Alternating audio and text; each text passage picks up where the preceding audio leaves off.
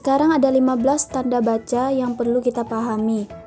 Ada tanda titik, tanda koma, tanda titik koma, tanda titik dua, tanda hubung, tanda pisah, tanda tanya, tanda seru, tanda elipsis, tanda petik tunggal, tanda kurung siku, tanda garis miring, dan tanda penyingkat. Penggunaan tanda titik. Yang pertama, tanda titik biasanya digunakan pada akhir kalimat pernyataan. Contohnya, mereka duduk di sana. Yang kedua, tanda titik biasanya digunakan di belakang angka atau huruf dalam suatu bagan atau daftar. Yang ketiga, penggunaan tanda titik biasanya dipakai dalam daftar pustaka di antara nama penulis, tahun, judul penulisan, dan tempat terbit. Yang keempat, penggunaan tanda titik biasanya dipakai untuk memisahkan bilangan ribuan atau kelipatannya yang menunjukkan jumlah. Contohnya bisa Anda lihat seperti Indonesia memiliki lebih dari 13.000 pulau. Selanjutnya, pemakaian tanda koma. Tanda koma biasanya dipakai di antara unsur-unsur suatu pemerincian atau pembilangan. Misalnya, buku, majalah, jurnal termasuk sumber kepustakaan. Yang kedua, tanda koma biasanya dipakai sebelum kata penghubung seperti tetapi, melainkan, dan sedangkan. Contohnya, saya ingin membeli kamera, tetapi uang saya belum cukup. Yang ketiga, tanda koma biasanya dipakai untuk memisahkan anak kalimat yang mendahului induk kalimatnya. Misalnya, kalau diundang, saya akan datang. Selanjutnya, tanda koma dipakai sebelum dan atau sesudah kata seru, seperti oh, ya, wah, aduh, atau hai, dan kata yang dipakai sebagai sapaan seperti bu, dik, atau nak. Contohnya bisa kalian lihat. Terus yang terakhir, dipakai untuk memisahkan petikan langsung dari bagian lain dalam kalimat. Contohnya, kata nenek saya, kita harus berbagi dalam hidup ini. Selain itu, penggunaan tanda koma biasanya dipakai pada penulisan angka desimal. Contohnya seperti 12,5 meter. Selain itu, dipakai juga untuk mengapit keterangan tambahan atau keterangan oposisi.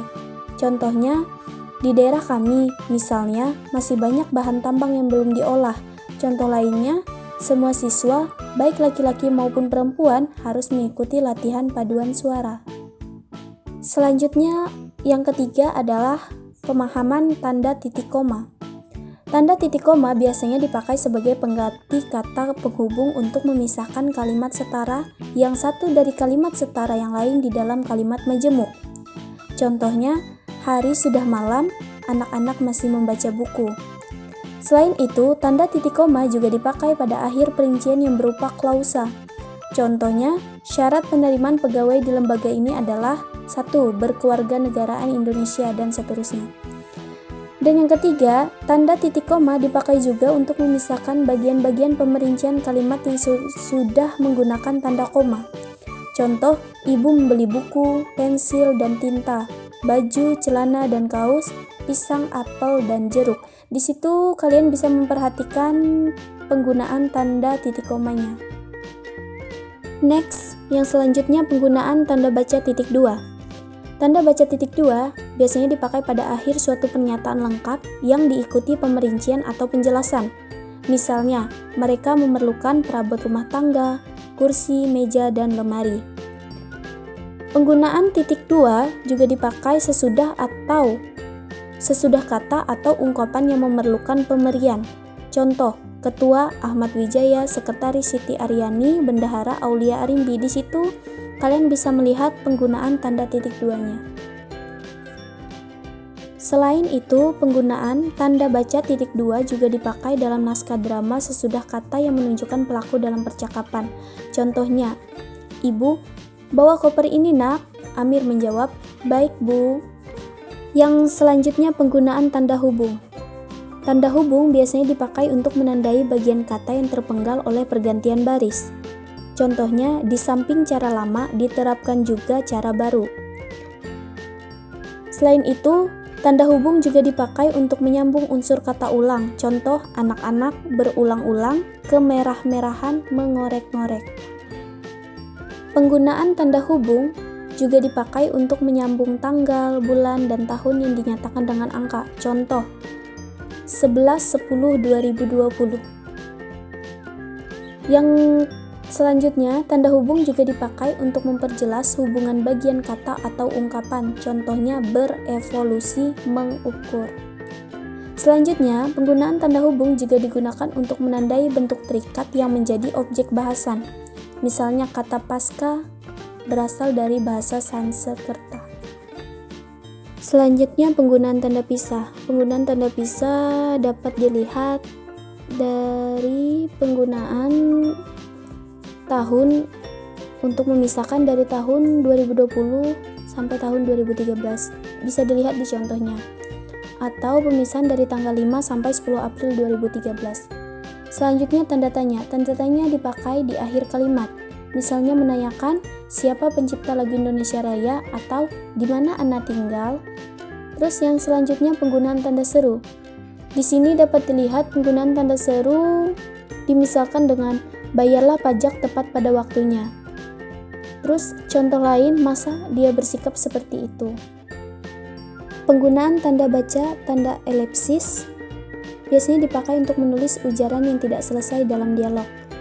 Contohnya, menurut saya, seperti, bagaimana Bu? Selanjutnya, penggunaan tanda elipsis dipakai juga untuk mengapit petikan langsung yang berasal dari pembicaraan serta mengampit istilah. Contoh, merdeka atau mati, seru Bung Tomo. Jangan memberi amplop ke petugas. Yang selanjutnya, penggunaan tanda elipsis juga dipakai untuk mengapit petikan yang terdapat dalam petikan lain. Contohnya, tanya dia, kau dengar bunyi kring-kring tadi? Selanjutnya, penggunaan tanda kurung. Tanda kurung biasanya digunakan untuk memperjelas suatu singkatan. Contohnya seperti KTP, kartu tanda penduduk, atau SIM, surat izin mengemudi. Yang selanjutnya adalah penggunaan tanda baca kurung siku. Contohnya, ulang tahun Proklamasi Kemerdekaan Republik Indonesia dirayakan secara hikmat.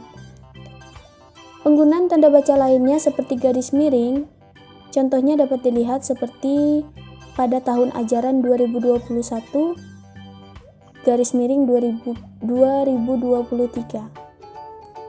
Yang terakhir adalah penggunaan tanda baca penyingkat atau bahasa lainnya apostrof. Di sini dapat dicontohkan, dimisalkan dengan mereka sudah datangkan, kan berarti melambangkan bukan, atau contoh lainnya dia kan kusurati, kan melambangkan akan, sesuai dengan kalimat arah kalimat yang dimaksudkan.